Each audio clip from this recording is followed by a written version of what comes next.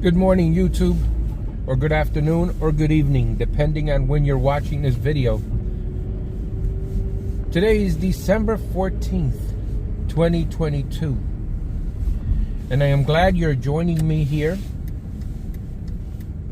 in my vehicle, driving and the news, where we record history.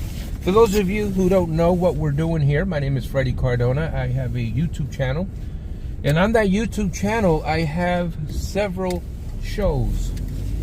They're actually playlists, but I call them shows. One of them is this show right here called Driving and the News, and I have a Pride in Patterson playlist / show, and that I upload on Saturdays. On Sundays, we do Sunday Driving with Freddie Cardona. Actually, it's called Fred Drives. And basically, I will probably go into neighborhoods, driving on the highways and byways. And I recommend that folks subscribe, because you never know when your neighborhood will be featured. And I do appreciate everyone who have subscribed. I think at the time of this video, we're at 1,763 subscribers. So that's awesome. I thank you guys for that. All right, let's get into the news. Enough blabbering. You didn't click on this YouTube video to hear me blabber away. All right, here we go. Explain coming up first. Let's get your forecast from Dean. Yeah, we can't say what that means on the air. The storm could be a BFD coming here this tomorrow into Friday. Oh, Susan, sometimes you get me. Look, this is going to be rain and wind near the coast, wintry mixed inland at the onset, and then it goes over to rain up to about the 287 corridor tomorrow night. And into Friday morning, there may be some backlash, turn back over to some snow in some of those more distant inland suburbs as we get into Friday. Precipitation ends Friday, but it is going to be a big deal to be out and about without any delays here. Later tomorrow for the commute home, and then tomorrow night and into the Friday morning commute is probably going to be pretty messy. Today is cold and windy and sunny. Temperatures only up to about 40, and real feels are going to lag teens and 20s. And then behind the storm, it's cold over the weekend, low 40s on Saturday and staying in the 30s and blustery on Sunday, with real feels kind of like today. Right now, temperatures at 32, the real feel at 18 degrees. I'm AccuWeather meteorologist Dean DeVore on New York's weather station. 1010 winds on 92.3 FM. Well, the scientific community bursting with excitement as the feds confirmed that experts have found a way to reproduce the power of the sun, like Superman, in a process that could harness nuclear energy without creating nuclear waste. The scientific milestone coming as the push to replace fossil fuels is more urgent than ever, with climate change pushing temperatures to catastrophic levels. Scientists tell us there is still a lot of work to do on this, but they say the commercial viability of nuclear fusion could be within reach in the next decade. That's correspondent Matt Gutman, and when told about it, Energy Secretary Jennifer Granholm said President Biden called it a BFD, and you'll just need to Google that, okay? Before it's disbanded when Republicans take control of the House, one more televised meeting of the 1-6 committee. The chairman, Representative Benny Thompson, says it will hold a public hearing December 19th to vote on its report and its criminal referrals before posting it on December 21st. The Select Committee has spent more than a year investigating the deadly insurrection at the U.S. Capitol by supporters of then-President Trump. He gave a blazing speech falsely claiming that his defeat by Democrat Joe Biden was due to election fraud. The panel hasn't said who might be referred for criminal charges. That's Allison Keyes. Monday's public hearing set for 1 p.m. Meantime, any referral does not necessarily mean that the Justice Department will file charges. Wins News Time 7:55. Accusations now about a fine wine Ponzi scheme. The story in Bloomberg Money Watch next. When love is shared, great things happen. That's why Subaru created the Share the Love event. And now, after this year, Subaru and our retailers will have donated over $250 million. Right now, get a new Subaru, and Subaru will donate $250 to charity. Visit a participating Subaru retailer for more information. $250 donation per new purchase or lease. Submit charity selection by January 13th, 2023. Promotion ends January 3rd, 2023. See Subaru.com for more details. At Uline, they know firsthand the road to success is an uphill climb. Uline's started in the family basement and through hard work is now North America's most trusted shipping and industrial supplier.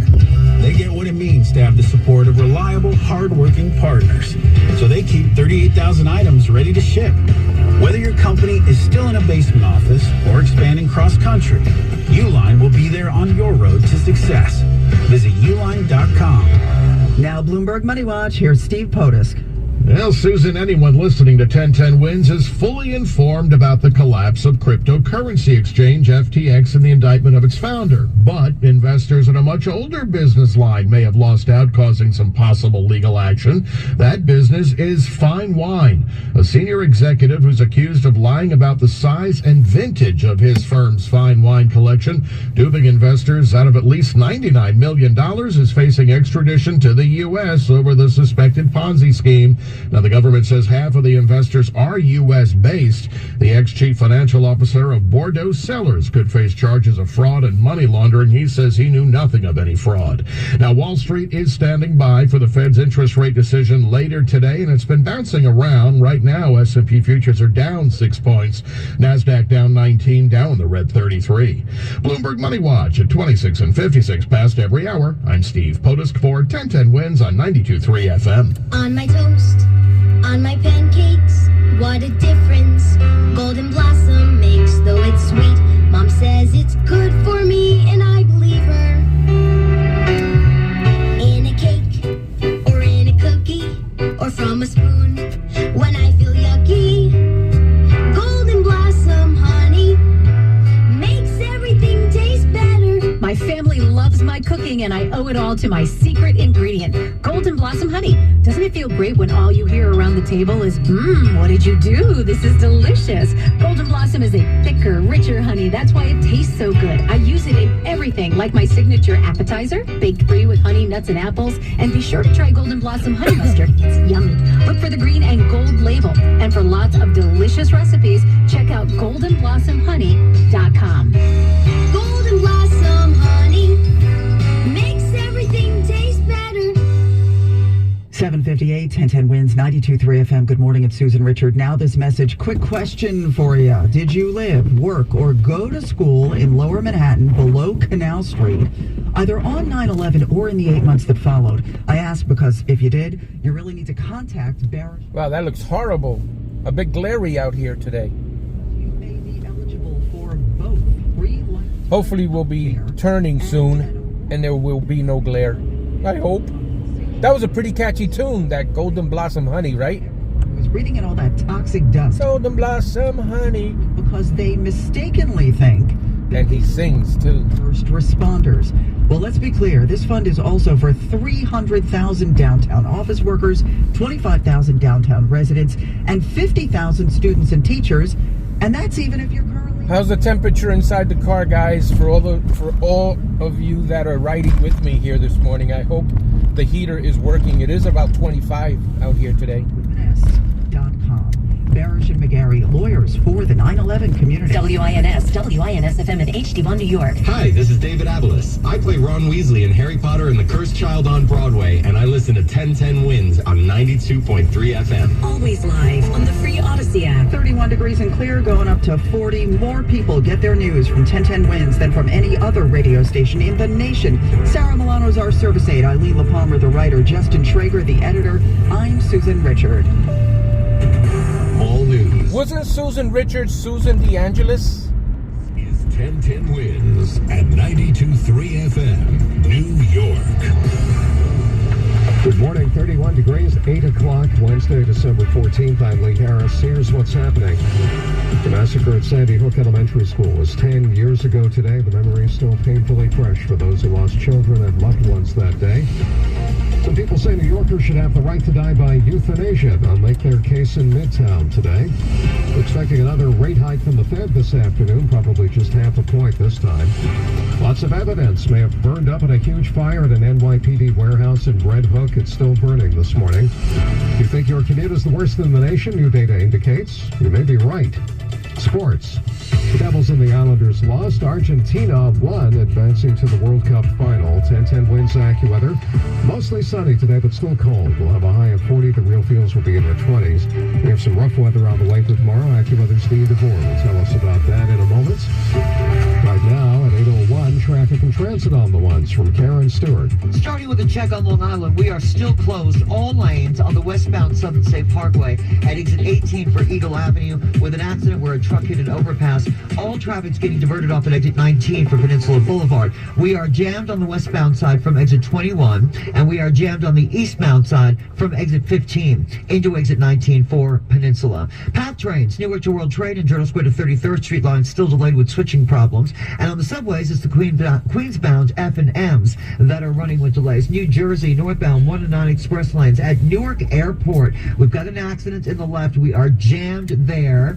We've got an accident on the New Jersey Turnpike northbound trucks at 14 with the center lane blocked, and we are packed on the northbound turnpike trying to get up into interchange 14. And eastbound Route 3 at MetLife Stadium in East Rutherford with that water main break, the right and center lanes remain closed. You can get off at Sheridan Plaza Drive and get back onto Route 3, or you can take a trip off at northbound 17 and take Patterson Plank Road, because we are packed from beyond Route 21 on eastbound Route 3. It's a gridlock alert day today. Traffic is sponsored by Hatfield. Your next report is 8:11. I'm Karen Stewart, 1010 Winds on 92.3 FM. Move over, turkey. Put some pork on your fork. Hatfield pork brings flavor to the table your whole family will love. With 24 distinct flavors, Hatfield makes it easy to add a little twist to your holiday recipe traditions. Find your flavor with Hatfield. Visit simplyhatfield.com for recipes.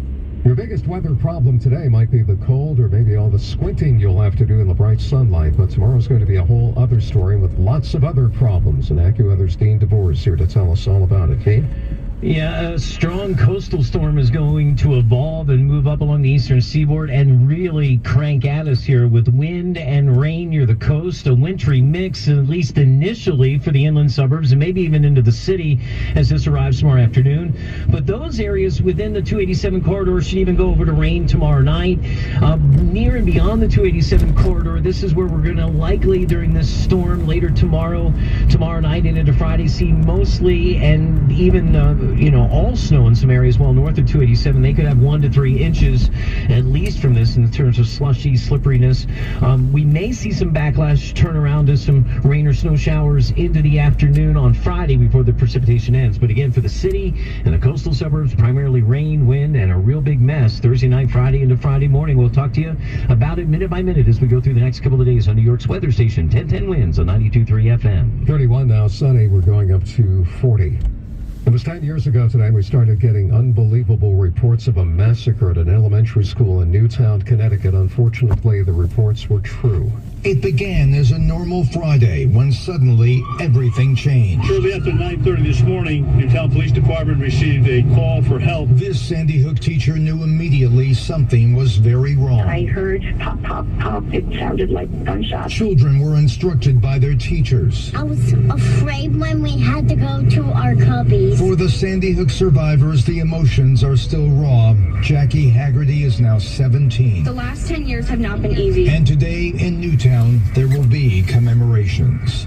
Correspondent Steve Futterman, who was in Newtown 10 years ago. How people affected will mark the day will vary. Scarlett Lewis lost her 6-year-old son, Jesse, that day. They all grieve and heal in different ways. So some will want to be left alone. I have found that being out and kind of stepping outside my pain and helping others is really how I help and heal myself.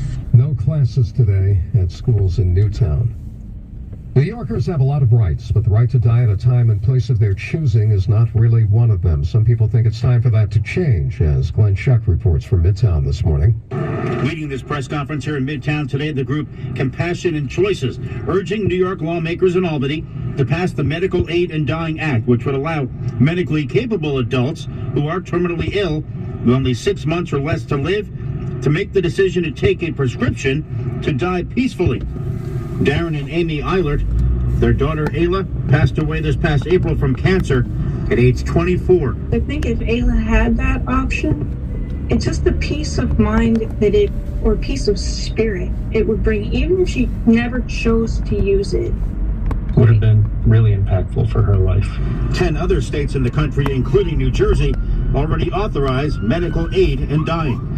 Glenn Shuck, 1010 wins at 92.3 FM in Midtown. The last gang member accused of taking part in the murder of Junior Guzman has finally pleaded guilty. Daniel Fernandez, age 25, pleading guilty to first-degree manslaughter. He was seen on video dragging 15-year-old Junior out of a bodega on Bathgate Avenue in the Bronx, after which Junior was chased and killed by gang members in what turned out to be a case of mistaken identity. Fernandez took a plea deal, getting 18 years instead of the life sentence he could have gotten if he had gone to trial. The Federal Reserve holding everyone in suspense, awaiting today's interest rate hike announcement. The Fed's newest rate hike expected to be a 0.5 percentage point, less than the supersized 0.75 percentage point hike we've seen multiple times this year. All right, guys, that was Driving in the News for December 14th, 2022. I want to thank you guys again for tuning in. Sorry about that glare. It's very glary out here today. And we thank you always for your comments, for your views, for your likes. And the community is growing, so we're glad about that. And thanks to you guys for that. So we'll see you guys. Oh, wait, before you guys leave, did you see me waving? Yes, I waved in the shadows. All right, guys. We'll see you on the next video.